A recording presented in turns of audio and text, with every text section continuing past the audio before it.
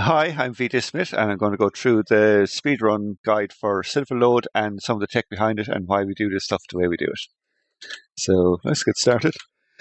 So the main thing we're going to be learning here is skipping cutscenes and skipping dialogue. So starting the game, F1 skips cutscenes. It only skips certain cutscenes, but it's a godsend because there are some ones that are just go on, and F1 just skips it. And there's a few scene transitions that count as a cutscene that if you press F1, it skips entirely. One of the main tech for this is we need to turn the sound off. This turns all of the dialogue into text, and we can mash the right mouse button to mash through the text boxes as fast as we can. Unfortunately, this means there's no sound or anything throughout the thing, so it can be kind of annoying. You might be better off playing some music in the background while you're grinding it out, because otherwise you're just listening to the sound of your mouse button being absolutely hammered. So the timer starts when you start return to game, and we kick off here. So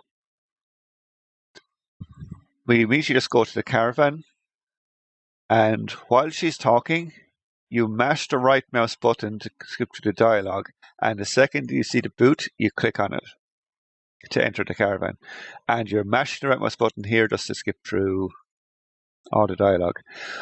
However, for him, while he's talking, when you're mashing the right mouse button, you're moving the cursor down here to ask about the raid.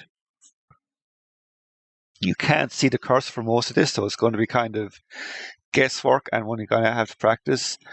Honestly, the caravan is probably one of the biggest reset points of a run for that and the next part here. So asking about the raid, text comes up. You have to mash the right mouse button until you see Storm. And then you click on Storm and mash again, right mouse button, and he'll offer you the compass.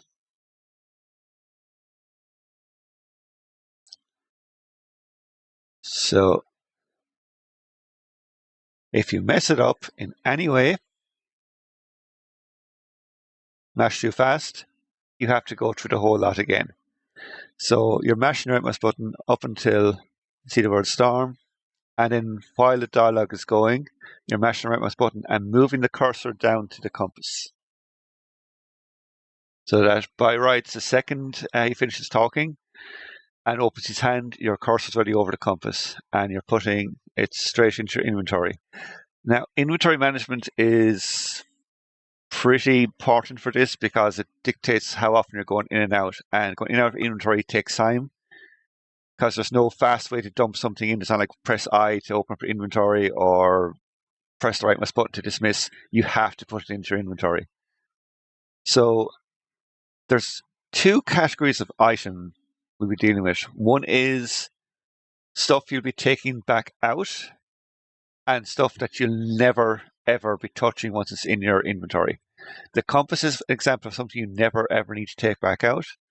So we can stack items on top of each other like this, compass on top of the gun. So we can be doing this with all the junk items to make it easier for management. All of the items we never need to take back out, you can stack in on top of each other. There is a couple of exceptions for why we're not doing everything on top of the gun, because we never have to take the gun out for inventory while we use the top left corner. There is exactly one item that fucks us over, and we'll come across that later on. So you think just dump everything in the top left corner. It'll screw you up, and it screws you up right at the end of the run because the item resets its position. So I picked the bottom right-hand corner for the simple reason is it's the furthest away from when you open up the inventory. So that means all the area up here for taking stuff out is faster to get to. I'm not picking the left-hand corner because the left is where you access the ground and use the ground for combining items, which we'll show later on. So Anything we want to go put into the ground fast, we'll be keeping on the left-hand side so that you can quickly left click to select and then left click again will put you on the ground straight away. So we'll be using that as a little bit of time save. So by rights, we should be opening the chest here and taking the goggles. We're not going to do that. We're not even going to open the chest. I don't know why I clicked there. So we're using mashing the right mouse button to do some dialogue skipping. So if we click here to trigger this, and we're mashing the right mouse button, and you're also clicking the left mouse button here as fast as possible. And you're going to start clicking here as fast as you can, and doesn't always work. And for some reason, it's now in black and white. Happens randomly. I'm actually going to reset and go through this again because there seems to be no way to fix this other than reloading a save. I'm just going to press escape to skip, and we're just going to reboot the game. Turn off the sound, and we'll show you the start of the run being done fast.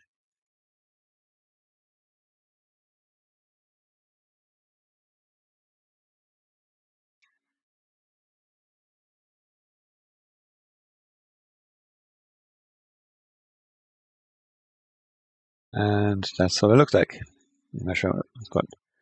So I'm not going to do this for every bit of dialogue and that. Just trust me when I say mash the right mouse button and it'll go through fast. So this is a kind of finicky skip. It's goggles skip. And it involves mashing the right mouse button and mashing the right and left mouse button to skip here. And if it's done right, you should be getting onto this screen. So that means you've skipped the entire trek through the desert, and you can go straight here where I have to pick up the goggles. Usually you just keep getting prompted that, oh, my eyes hurt, I can't, the sense of my eyes, I can't go on. But if you mash fast enough, you can skip the check for it. So we're entering here. We also need to immediately start mashing the right mouse button and the left to have it ready. So we skip the dialogue from the preacher's spirit, and we can walk into gates as fast as we can. This guy talking, you're pushing your cursor around here, mashing the right mouse button, and the second the boots arrive, you're just clicking as fast as you can.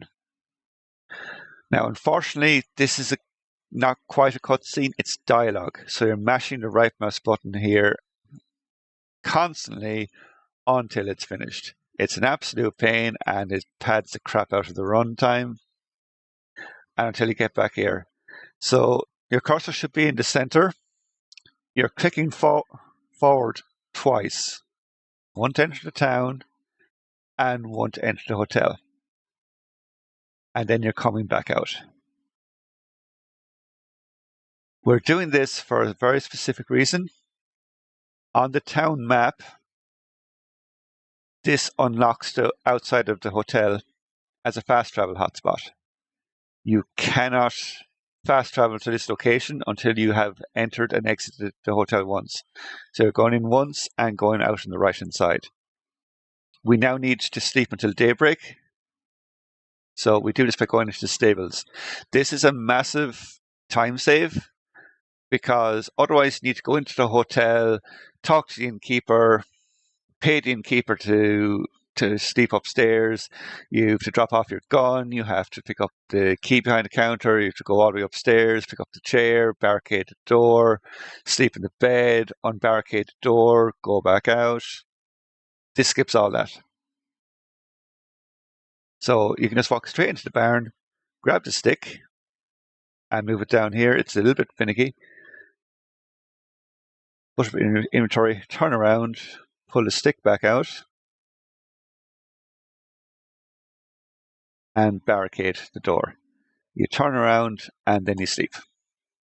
This unfortunately doesn't count as a cutscene, so you can't press F1 to skip it. You just have to wait.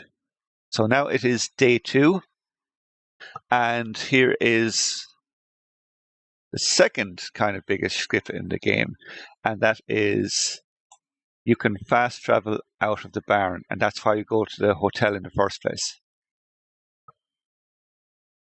And that'll come apparent later on. So this is Kane. We need to right click to his dialogue and have the cursor resting over I'm just passing by. Sometimes the cursor will be invisible while it's talking, but you just need to kind of feel it out. And right click to match his dialogue. Having that done, that skips having to do the shootout section, and we don't have to worry about him ever again. So now we're going back left, and we go into the kitchen. We can't go into the kitchen at the start because it counts as exploring the town, and that's an instant death because it's not daylight.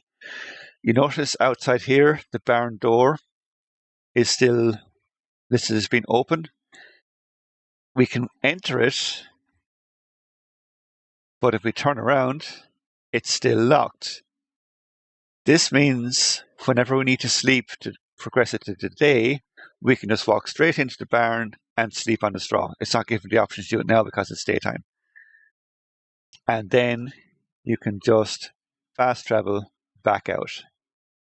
This saves so much time in trying to find a spot to sleep and then having to barricade the door each time when you just fast travel back out.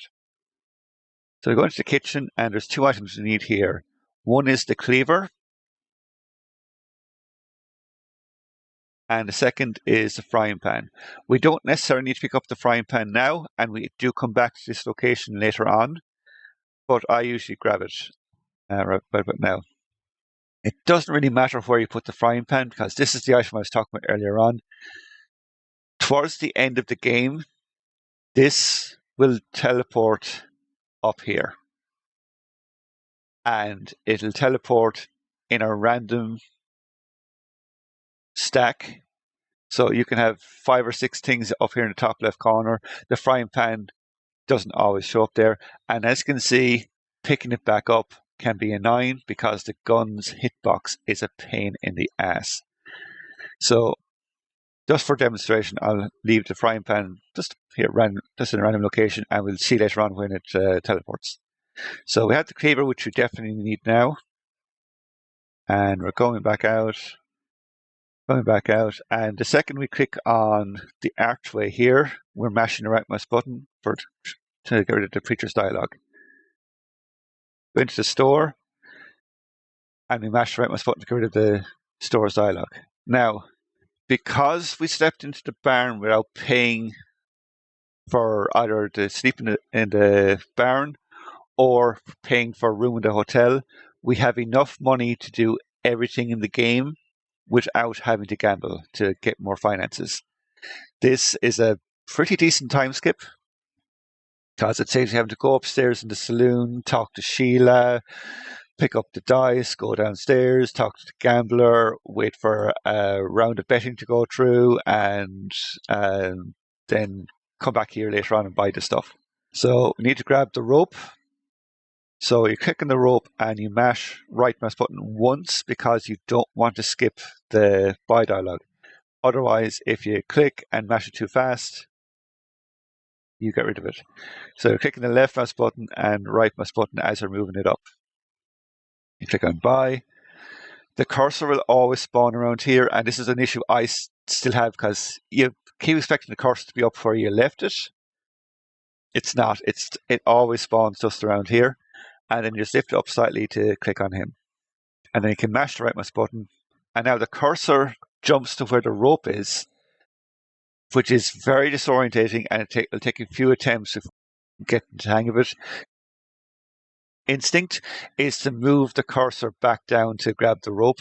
You already have it selected. So you need to put the rope here. So to put the rope down anywhere doesn't really matter. Now we also need to buy the matches.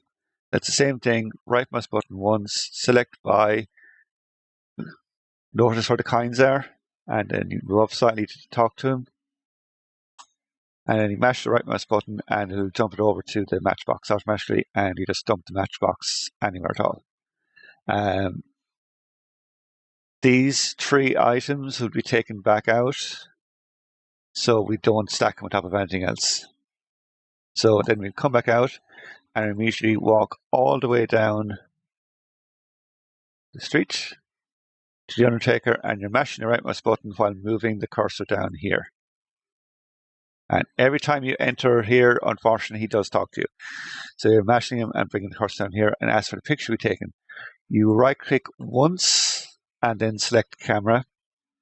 It'll always, for this time, it'll leave the coins over here instead of underneath or anywhere else. So I'm moving right slightly and paying him. Mashing the right mouse button. You need to quickly grab the hammer and you can dump it on top of the compass. And you need to grab the hook and leave it anywhere at all. Now you press the right mouse button and you're smashing the F1 because this counts as a cutscene. So that little quick flash there, that was a cutscene. F1 skips it, and immediately after right mouse button, you have the picture already taken. We don't need it, so we're dumping it onto the ground, anywhere at all, and then you're walking back up the town, and we're going to the gunsmiths next. You can right mouse button to skip his talk. And that's the danger of the hotspots in the gun shop. You come down too far, you'll just exit. But if you click there, you'll examine the case. And we want to left click on this once and left click on $5 and then move it up slightly, and then you can mash the right mouse button and move the bullet press down here. So we never need to talk to the gunsmith again and come back in here. We don't need to buy the ammo. Now, when you're exiting the gun shop, you have to be careful where you're clicking. And when you click out, he'll talk to you again. So you're left clicking and mashing the right mouse button until you come back out. And immediately turn back around, and we are going to the well first. So the biggest run killer I found is forgetting to pick the rope back up. And for entering the well, it can be a bit finicky, but it's faster if you just look at the post here and just kind of aim for the bottom of the post here, and you'll climb down the well. We need to grab the coin, doesn't matter where, and we need to grab the bucket. I kind of usually leave it up here by the top because I'm going to be using it almost straight away. I come back out, and we need to grab the rope back up. We have one more opportunity to grab the rope. And actually, I'm going to show something here. I'm just going to rejig my inventory a little bit. So leaving the rope here on the left. And we walk back up here by clicking on the little laneway. And this is a cutscene, so when you click here, the children will activate. You're mashing the F1 button to get in here faster. The hotspot for this is just where the chain hits the post and it brings up the pig. Unfortunately, you can't skip this. It doesn't count as a cutscene. It's just a thing that happens. And then you're quickly killing the pig and the bucket. And that's why I have those items up at the very top of the inventory. And I'm leaving it here on the top again.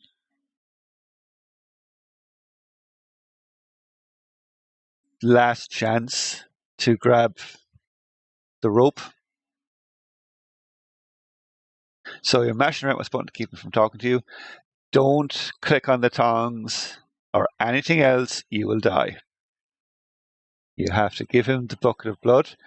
This also counts as a cutscene. So for this part, you're giving him the bucket of blood and you're mashing the right mouse button and F1 at the same time because he talks and he jumps to the window.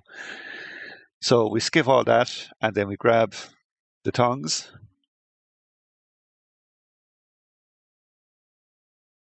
And well, actually, this will be your actual final check for getting the rope. And then you're walking all the way back. So you have to be careful here because the instinct is kind of click on the pad, go down too far and you bring up the inventory.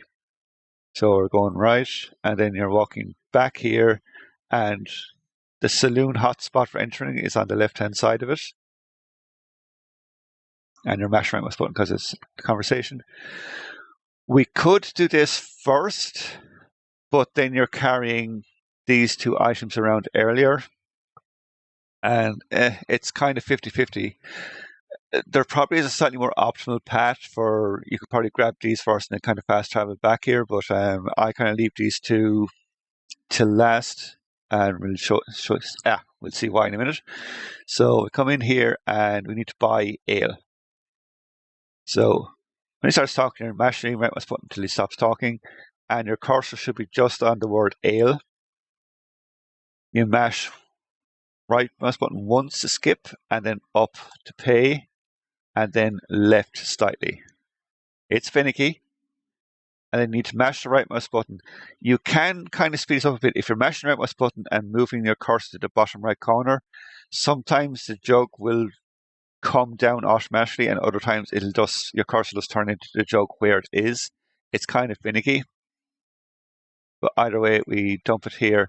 And I kind of recommend leaving the top layer for like the item we're going to be using next. So this is going to be, in this case, the jug. And then you're leaving. We give it to him. Unfortunately, we can't skip the animation of him doing it, of him drinking it. So just mash right mouse button and then go back in and repeat.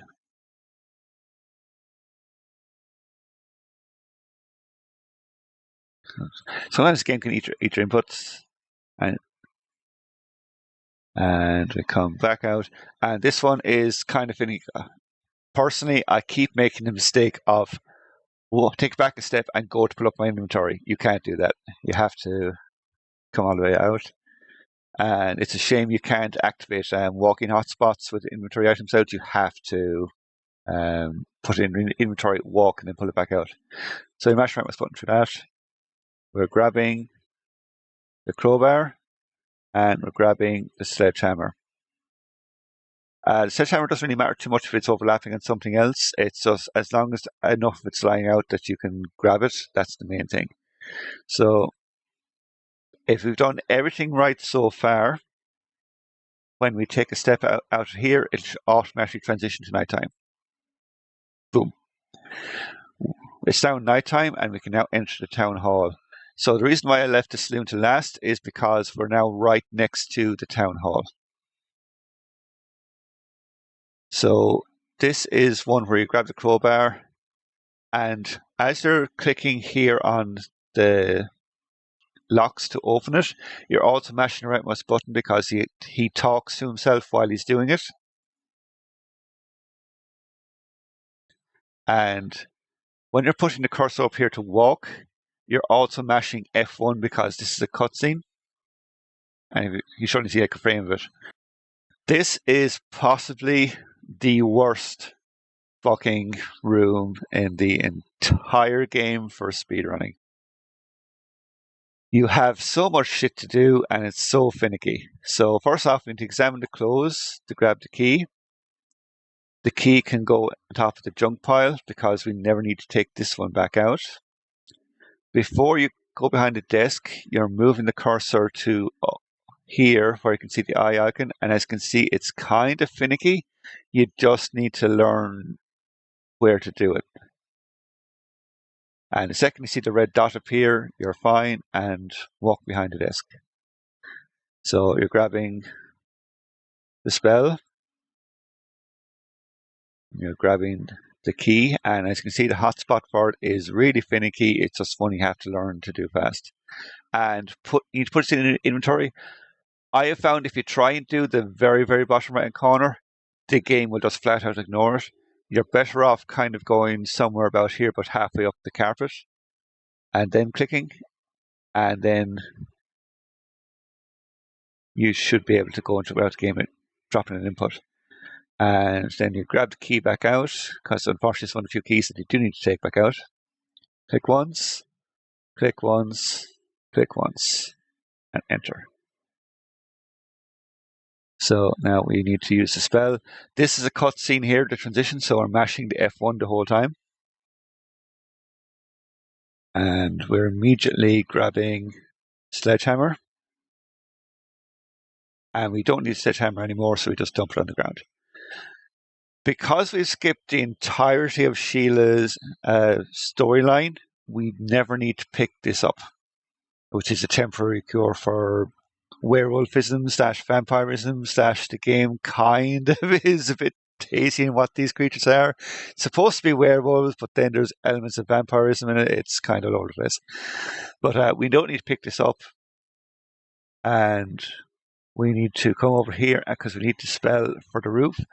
Because we have gone into the barber shop and talked to the barber and got a haircut, he doesn't take the blood sample from us, he doesn't curse us, so we don't need to destroy the voodoo statue.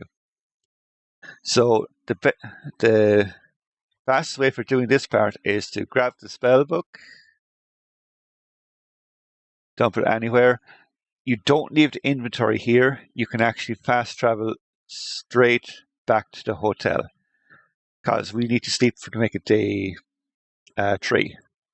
But before we do that, we need to go back into the kitchen. So if you hadn't picked up the frying pan from here, you need to grab it now or on your way back out of here. But this is pretty much your last time to grab it. Because we have the hammer in our inventory, we can just click here. We don't need to take it out. We come downstairs. And we need a lantern because, again, we weren't cursed by Sheila, so we don't have night vision. So we need a lantern for the mine later on. So we're lighting the lantern now to save time. So this one is kind of a minor inventory optimization. So you take out a match, dump it anywhere, and click here. And you're dumping the lantern in your trash pile. Now, as you can see, the spells here are all over the place. This spell you never need to worry about because you'll never take it back out. The only item in this pile I'm worried about is the hook, but it's on the top. We're fine. So you would be taking out the putting the matchbook back into your inventory, but I found out it's better if you just take a match out and then just put the single match into your inventory and leave the matchbook. You don't actually need to have full thing with you, and it saves some inventory later on. So now you're just coming back out here. And as I said earlier on, you don't need to turn around, so you can just sleep. This is mashing the right mouse button again until it changes. Sometimes the game will appear to hang here for a second while you're waiting for it to turn over for the pages. That's because it's kind of RNG. There's an animation of a rat that kind of climbs up the barrel or around here. That has to finish before the game will let you put it up for inventory. And now we're fast traveling straight out of here to the Undertaker. And you're mashing around with buttons straight away. Now, it is faster technically to come to the bridge and fast travel here directly, but when you're walking back around, sometimes the Undertaker can talk to you again, and that's a pain in the ass. So you're better off just taking a hit and talking to the Undertaker. So it changed from the previous world record route. We're actually going up to the hilltop first. And going to observatory, you have to cover the bird cage, otherwise you get killed. You pick up the ropes here, and the ropes can go in the junk pile. So you never need to take them back out. And going to the back room. This counts as a cutscene, so we're mashing F1 as we're clicking on it. And it's now faster to actually fast travel back to the bridge. I fucked it up there, because otherwise you are trying to finicky go back. If you're fast enough at clicking, it's probably 6 one after the other, but I find it a bit faster just to use the map to go straight back down. And you're quickly clicking up here. You're mashing the right mouse button the second you click on it to get rid of the dialogue. Medallion. Mashing the right mouse button again. And you click on the door and you click twice on the boots. And fast. That way you see the key and you automatically pick it up. The mine key can go straight onto the trash pile. We never need to take it back out. And we come back out and we enter the mine. We don't need to push the cart. We just go in. Now, it's a lot neater to combine the rope with the hook earlier on, but it's slightly faster because it saves the screen if you wait until this screen to do it. Because this way you put the rope, and because of the rope on the left-hand side, when I pick it up, I'm automatically transitioning to the ground. And I need to grab the hook, and it's on the top, so there's no issue there. And we dump it here. The hotspot for the rope is at the end of it here. This combines it, and it's automatically selected. So the second you have that clicked, you're moving straight up. And here. Otherwise, you're wasting a screen putting it, actually two screens, because you have to put the rope back into your inventory and then come back out. This way, you're grabbing the rope and using it straight away. You can click on the rope if your cursor is close enough to it, but it's also fast as well to just click on the back of the cave here. Once the rope is out, you're fine. And then you're immediately clicking here. Be careful not to click too far to the right, otherwise you'll pick up the stick and you don't need it.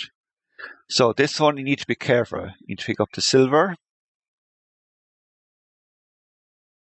And you need to pick up the dynamite.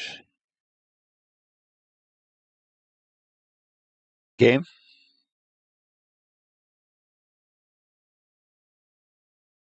And you do not close your inventory. You have to keep your inventory open.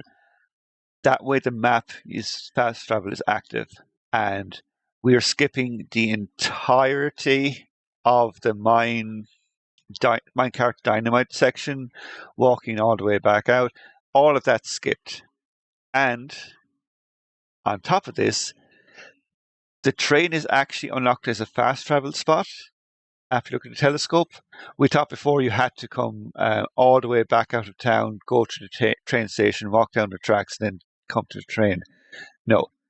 Once you've looked at it through the telescope in the building here, you can fast travel straight to the train. So this is the final item we need for making the silver bullets, so we just can fast travel straight here. Now, this screen will fuck you if you're not careful. If you leave in the middle of prepping the silver bullets, the game can bug out and the door will be closed, or the fire will be gone out, or the hotspots won't work properly. Once you're here, you're here. Don't go elsewhere. So the first thing you're doing is opening the boiler, dumping the coal, bring up inventory. The match should be near the top. You're bringing it straight out. And that's why you don't need the matchbook anymore. You're quickly, and if you look here, the frying pan has gone to the top left corner. We had it down here. Doesn't matter. The game at this point, as soon as you get onto the train screen, the frying pan is fucked off here in the top left corner, and there's not a goddamn thing you can do about it. So at least this way, you only have to move the gun out of the way and then quickly pull it over. There's a fast way of doing it, but I'm just going through it slowly just for demonstration. You're putting the bullet press down. You're grabbing the silver, and it's the center of the frying pan roughly. Put it in, and put those in, and then you need the tongs out to grab it.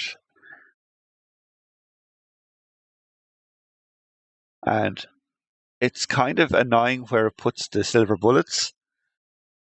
Sometimes it'll show up behind here. Sometimes it seems to be semi-random. I haven't really seen it being consistent, but you might need to move the bullet mode out of the way. You have to have the silver bullets in your inventory, otherwise the game, the next section is unwinnable. You will just keep getting it till you die. So now we're pretty much ready to start endgame. So we're just walking back out. We don't bother fast traveling because it doesn't matter. We have to wait for the sheriff, and just right click into this to mash it. So this one is your combination of putting the cursor over here and then mashing the right mouse button until you have the option. You shoot, and as soon as you hit the sheriff once, you need to right mouse button once as well to skip the silver prompt. Shoot the guy in the right in the head. You shoot the guy here, and then you finally the sheriff in the face. That's it. It's pretty simple. It's just you need to be moving the cursor constantly, even when you can't see it. Now it starts the night of day 3, and we're fast traveling up to the hilltop. We have the ropes for inventory, so you just walk straight in. And now we're in the church basement. And the second you walk in, you're preparing to mash the right mouse button to skip this prompt here. Now, it doesn't matter which one you put the dynamite on. Makes a difference. It is fast though, and you need to then immediately grab the spell and use it. And also you're skipping the cutscene here by pressing F1. Right mouse button to skip through this, and you're grabbing the child. You don't need to light the dynamite beforehand, and then right mouse button here as well. And you're moving the cursor over, shoot him in the face, and you're moving him over to the right hand side to shoot the next guy. And then back over to the left.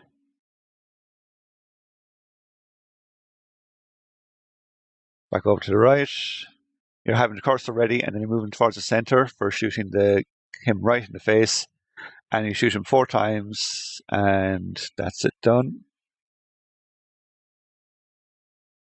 Then you right mouse button his dialogue, and you are quickly pulling the last spell out.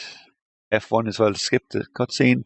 Walk up the stairs, back out, and that's time. The second you see the explosion starting, that's time. So that's the run in slow motion. You're just doing that, but faster. The key things to worry about is your inventory management and not mashing through some of the dialogue too fast, otherwise you have to repeat the dialogue. Very difficult run, because you have to do everything in the right order. If you mess up one of the steps, tough shit, your run is dead, you have to start back over.